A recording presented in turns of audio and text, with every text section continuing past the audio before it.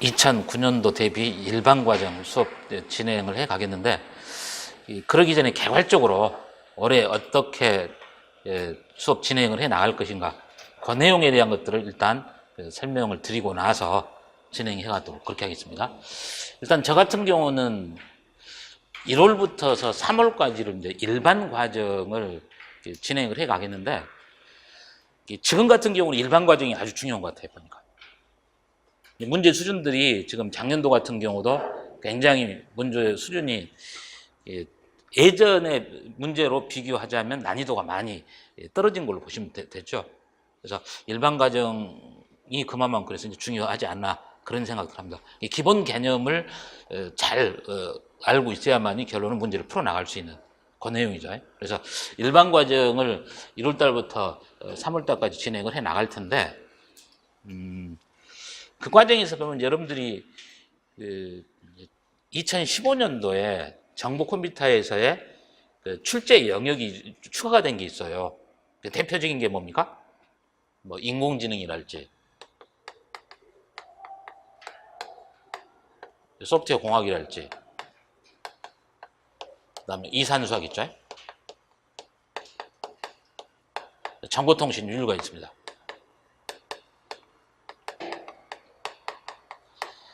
이제 4개 과목이 기존의 과목에서 2015년도에 추가를 시켰는데, 사실 근데 작년에서는 시험 출제가 안 됐죠.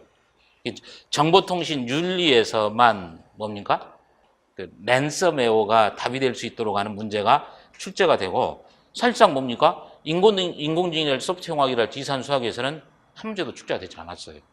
그래서 저는 시험이 너무나 뜻밖이었다, 뭐 그런 개념에서는 그런 생각을 했습니다만은, 근데 이제 이미 이건 2015년도에 공청회까지 거쳐서 4개 과목을 추가를 시키겠다라고 평가원에서 이미 공지를 한 상태이기 때문에, 이 인공지능이랄지 소프트웨어공학이랄지 이산수학이랄지 이 3개 과목 자체를 작년에 안 나왔다고 그래서 요거 자체를 무시하고 가서는 안 될 내용이죠. 반드시 올해 정도에서는 이 3개 과목에서 문제가 출제가 될 걸로 생각을 하고 있습니다.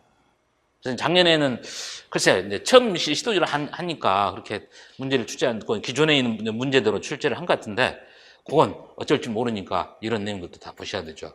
그래서 이제 저 같은 경우는 이제 일반 과정에서는 기존의 과목에다가 이 소프트웨어 공학이랄지 정보통신 윤리와 같은 이 2개 과목을 일반 과정에서 넣어뒀습니다. 그리고 이제 이 이산수학이랄지 인공지능 같은 경우는 심화 과정입니다.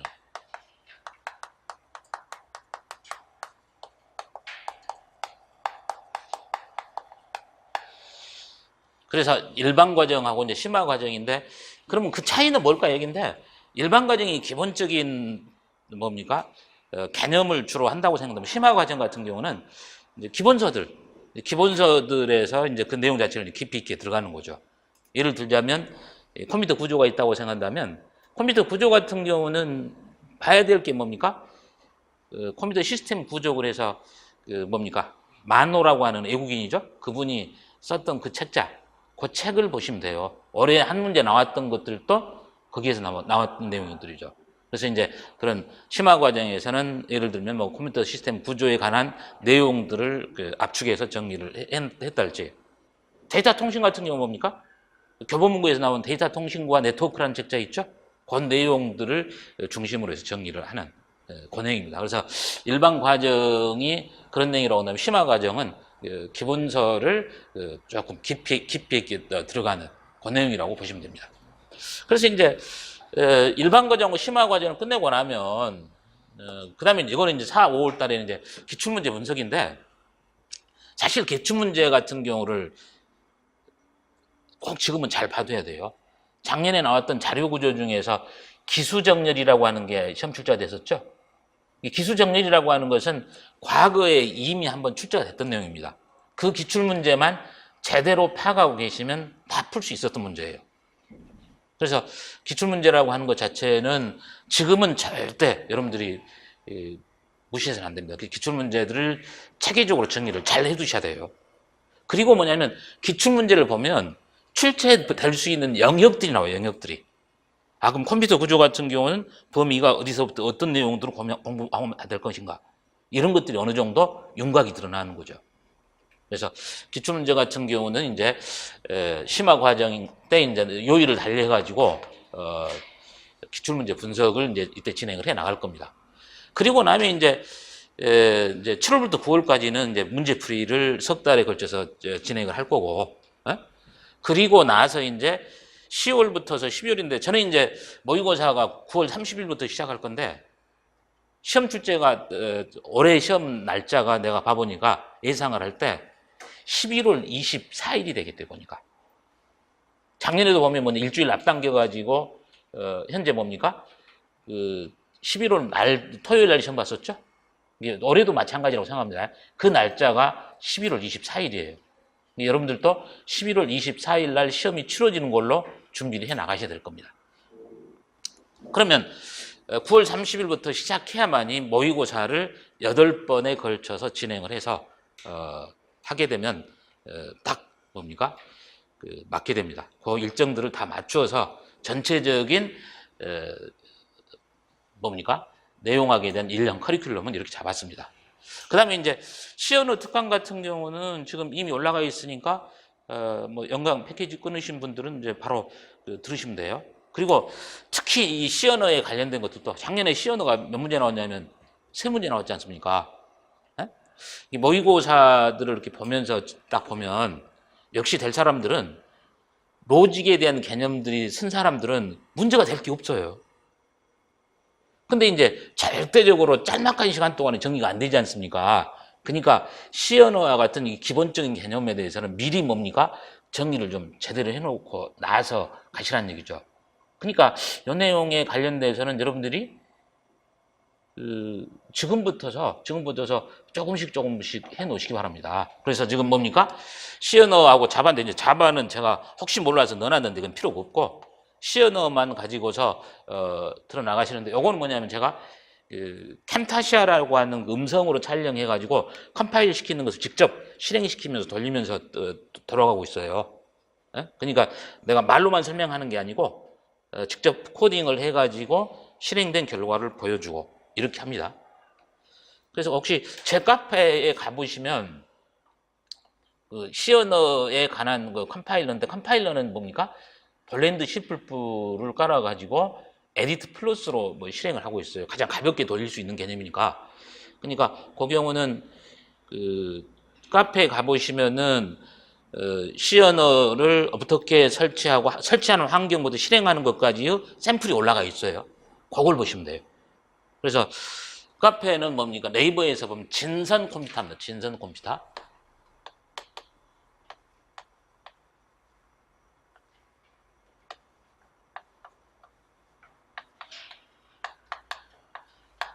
이 진선 컴퓨터가 현재 뭡니까? 카페 이름이에요. 그 뭡니까? 카페 네이버 점 진선 컴퓨터 이렇게 쳐야 됩니까?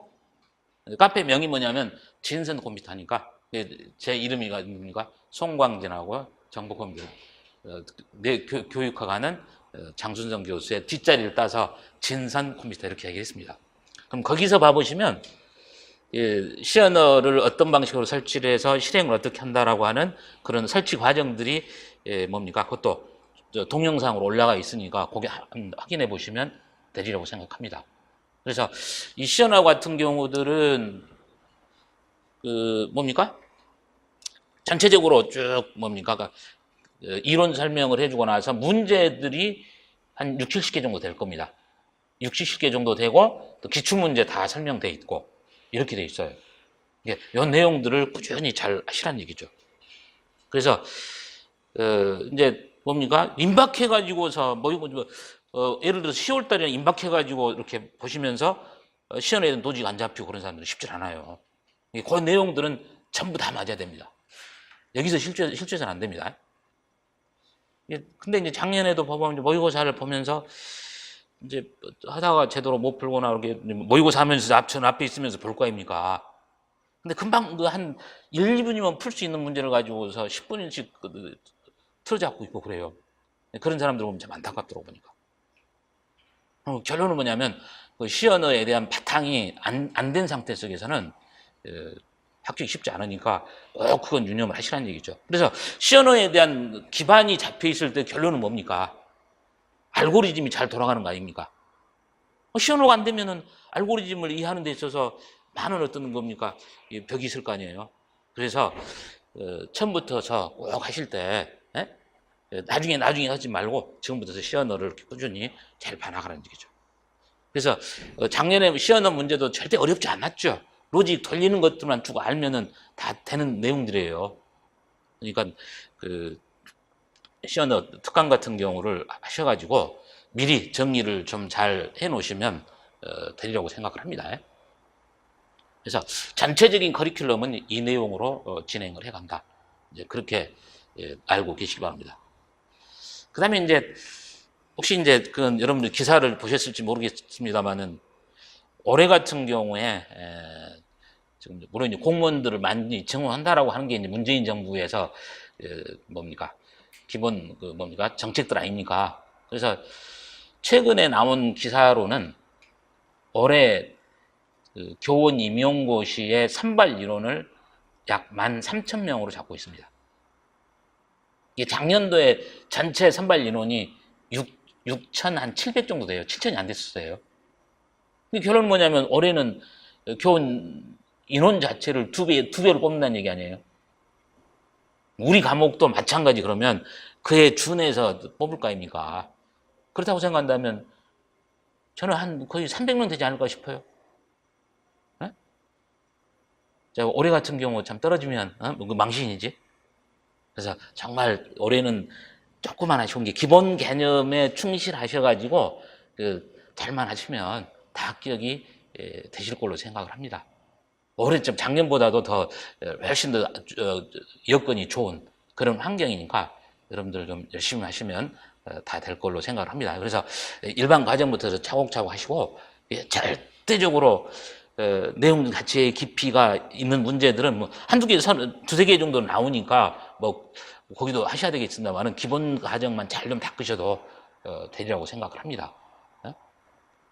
그리고서 이제 뭡니까 기출 문제 좀 잘 좀 정리하시고 뭐 시언어 봐주시고 뭐 이런 것들 몇 가지를 좀 담아서 하시고 하여튼 제가 그 스터디 할 때 가서 제가 따로 다시 한번 말씀을 드리겠습니다. 어떤 것에 초점을 맞춰서 집중을 해라 이렇게 이제 이야기를 해드리겠습니다.